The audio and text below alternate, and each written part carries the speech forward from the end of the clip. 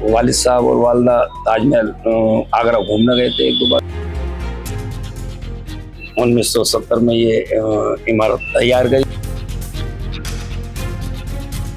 96-97 हजार रुपए इस वक्त 1970 में लगे।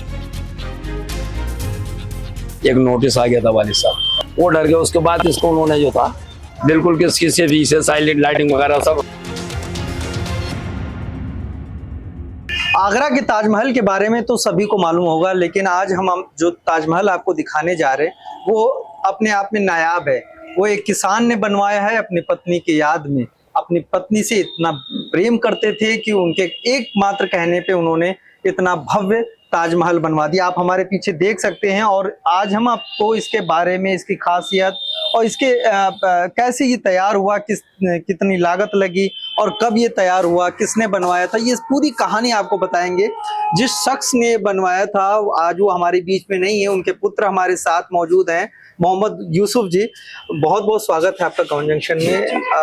आप अपना थोड़ा सा संक्षिप्त परिचय दे दीजिए और उसके बाद फिर हम इसकी कहानी के बारे में। मेरा नाम मोहम्मद यूसुफ है और वैसे कल्लू प्रधान के नाम से ज्यादा फेमस जानते हैं इसको। और हमारे वालिद साहब थे छिद्दा खंसाली साहब, एक गांव है रूपपुर, बराबर में 2 किलोमीटर पड़ता है, वहाँ के रहने वाले थे। और 1970 के आसपास वालिद साहब ने जगह ली थी। और वालिद साहब और वालदा ताजमहल आगरा घूमने गए थे, एक दो बार गए, बीच में गए होंगे जैसे जाते हैं अक्सर। उसमें उन्होंने मुतालबा किया होगा वालिद साहब से, तो 1970 में ये इमारत तैयार गई। उसके ऊपर एक छोटा सा ताजमहल बनवा दिया। अच्छा, ये हम कहानी फिर आएंगे, इस पे बातचीत करेंगे। आपके वालिद साहब करते क्या थे? हमारे वालिद साहब काश्तकार थे और खंसाल का गल्ले का काम था। गांव से किसान थे और वो वहाँ से आकर 1967 में आए हैं, जमीन ली। आज भी गांव में रहते हैं, हमारा मकान वहीं है। 2021 तक प्रधान भी रहे, बेटा रहा लास्ट में, वालिद साहब भी रहे। और 1970 में ये मकान तैयार का। तो ये कहानी कब शुरू होती है कि मतलब 1970 में ये ताजमहल बना, लेकिन आखिर क्यों बना? आगरा के ताजमहल के बारे में सभी को मालूम है, मुमताज की याद में शाहजहां ने बनवाया था और वो बेहद प्रेम करते थे।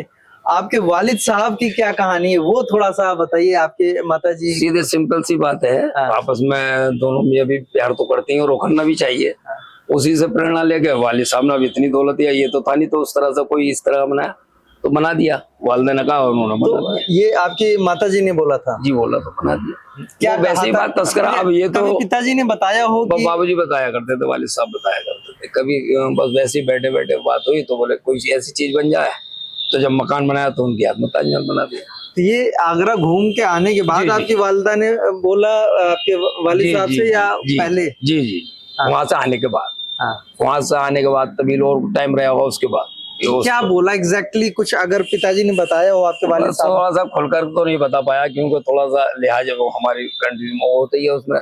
बहरहाल वो यही रहा, उसका मोटिव जो भी था कि कोई एक ऐसी चीज याद में बना दी जाए, तो फिर वो जहन वही ताजमहल की तरफ चला गया।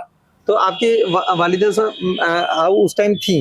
हाँ, उस टाइम थी, उन्होंने देखा इसको? जी जी जी। तो ये कैसे बना था, कितने मजदूर लगे थे और लागत क्या उस टाइम आई थी? वालिद साहब बताते हैं, ये आसकपुर जिला बदायूं में उनकी रिश्तेदारी थी कुंदरकी में। आसकपुर के नाम नहीं आ रहा, नाम उनका जो राज थे, उन्होंने इसको तामीर किया था। और लगभग बाबूजी बताते तो 96-97 हजार रुपए इस वक्त 1970 में लगे। 1970 में 96-97 हजार रुपए लगा था शायद, समथिंग 1 लाख इसको बिल्डिंग को खड़ा करने में और इसको बनाने में। और इसमें बाबूजी बताते थे 4 से 5 रुपए जो हेड, जो बड़े मिस्त्री थे उनकी तनख्वाह थी रोज पर डे, और 2.5 रुपए उनके जो सेकंड थे, और 50 पैसे से 1 रुपया तक उसकी मजदूर की तनख्वाह थी जो मजदूरी करता था। कितने दिन लगे थे इसको बनवाने? ये तो समथिंग नहीं पता, लगे सालों तो लगे उस वक्त। इस वक्त इतना बड़ा वो तो था ही नहीं, इस बारे में तो नहीं हो पता कितना लगा, लेकिन टाइम 1 आध साल से ज्यादा लगा होगा, 1-1.5 साल से कम लगा। अच्छा, इसके बारे में आप कुछ और बताएंगे कि कैसे ये डिजाइन हुआ और कोई रोचक किस्सा इससे जुड़ा हो? इसमें ऐसा हुआ, बाबूजी बताया करते थे वालिद साहब हमारे, कि जब ये बन के तामीर हुआ तो इसमें शीशे वगैरह लाइटिंग होती थी बहुत। ये कबर्ड था सब, ये था बस रास्ता अंदर जाने का, और इसमें हम बेड भी जाया करते थे, बच्चे थे उसको।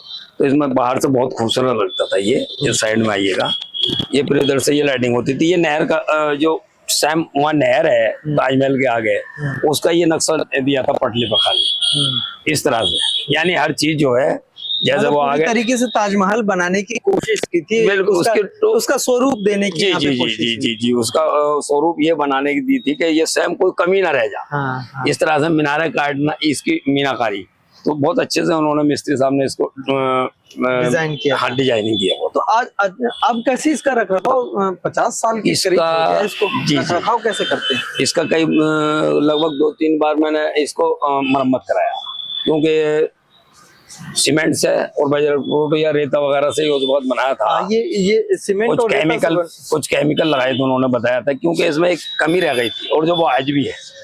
क्योंकि बाबूजी बताते थे वो जब चले गए तो उन्होंने कहा कि इस पे जो है पेंट नहीं करना, मगर यहाँ जो उनके जूनियर थे वो गए जैसे इसको तामीर करके, वो कहते थे मैं इस पे सीप लगाऊंगा, सीप का चूड़ा। उस वक्त वो जब लगेगा तो फिर बोलो इसको बिल्कुल भी कभी भी पेंट करने की जरूरत नहीं पड़ेगी, और जब भी इसे धोएंगे, क्योंकि वो जब उस पर हो गया तो वो पेंट होगा, फिर वो चीज एक रह गई।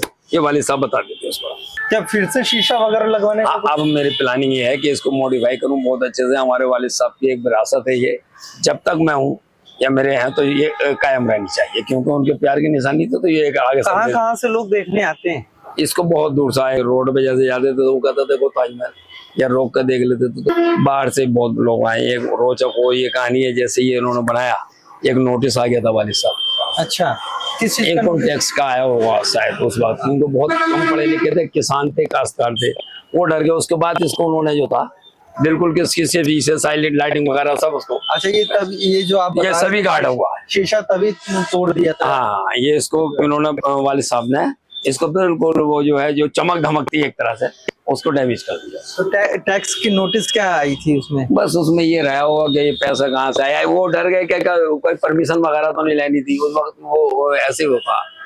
तो वो बहरहाल फिर उसके बाद कोई इस तरह की बात नहीं आई। बहुत बहुत दूर से लोग भी आते हैं, अगर यहाँ कोई सवारी वाला रुकता तो वो कहता अभी ताजमहल आ गया। ये मोहल्ला भी ताजमहल के नाम से ही ज्यादा प्रसिद्ध। ये पूरा इलाका ताजमहल। अगर किसी को एड्रेस है या कुछ है कि ताजमहल बिल्डिंग प्रधान जी के, क्योंकि वालिद साहब भी प्रधान रहे थे। हमारे जो दादा थे, हमारे वालिद के वालिद, हाँ, वो सबसे पहले 1948 में जो हमारा देश आजाद हुआ और ये जो सिस्टम चला, तो पहली बार वो प्रधान चुने गए। 2 बार वो रहे। पंचायती राज जब लागू हुआ है हमारे देश में तो दादा 2 बार रहे। उसके बाद 35 साल लगातार वालिद साहब रहे।